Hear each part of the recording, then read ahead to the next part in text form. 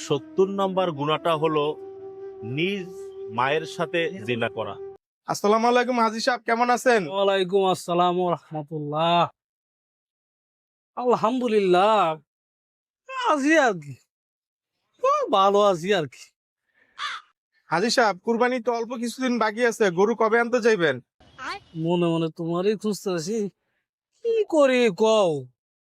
দুইটার পোলার মধ্যে একটা পোলা বিদেশ পড়ে আছে, হেউ টাকা দেয় ব্যাংকে, আরেক পোলা ছোট পোলা সরকারি চাকরি করে, হেউ দেয় ব্যাংকে।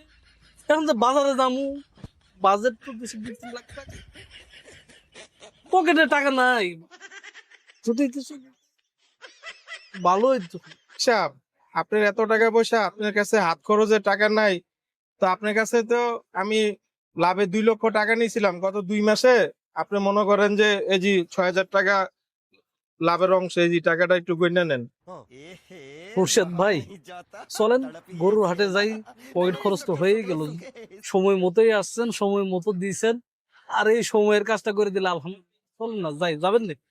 ভাই আজকে তো সময় নেই, অন্য আরেকদিন আমি আসি। ভাই কোথায় যান, একটু কথা বলবো। আমি তো এখানে মোবাইল দেখতেছিলাম, আপনাকে দুইজনের তো কথা শুনলাম, হাজী সাহেবের কথা শুনলাম, আপনারও কথা শুনলাম। আসলে আপনার এই কোরবানি তো জানেন, সুদ সম্বন্ধে কোরআনে কি লিখা আছে, আল্লাহ পাক কি বলছে, আপনারা দুইজন অবগত। সুদ হলো খাওয়া, মানে আপনার আল্লাহ ও আল্লাহ রাসূলের প্রতি সরাসরি যুদ্ধ করা। 70 নম্বর গুনাহটা হলো নিজ মায়ের সাথে জিনা। খুরশেদ ভাই, আপনি তো জানেন হাজী সাহেবের আল্লাহ পাক যে সম্পদ দিছে, যে ইনকাম সোর্স দিছে, উনি যতদিন আল্লাহ পাক হায়াত দিছে ততদিন যদি সমস্ত ফ্যামিলি বৈশা বৈশাও খায়, এবং তার ছেলেরা, তার ছেলের থার্ড জেনারেশনও যদি বৈশা বৈশা খায়, আল্লাহর হুকুমত কোনো আপদ বিপদ যদি না হয়, সারা জীবন আপনার প্রজন্ম বৈশা বৈশা খাইতে পারবে। অতএব আমরা সবাই সুদ থেকে বিরত থাকি। আসিফ ভাই, ওই ভাই তো ঠিক কথাই কইছে, সুদ তো অনেক হারাম। তাইলে আজকে থেকে আর ভাই আমি আপনার থেকে লাভে টাকা নিব না।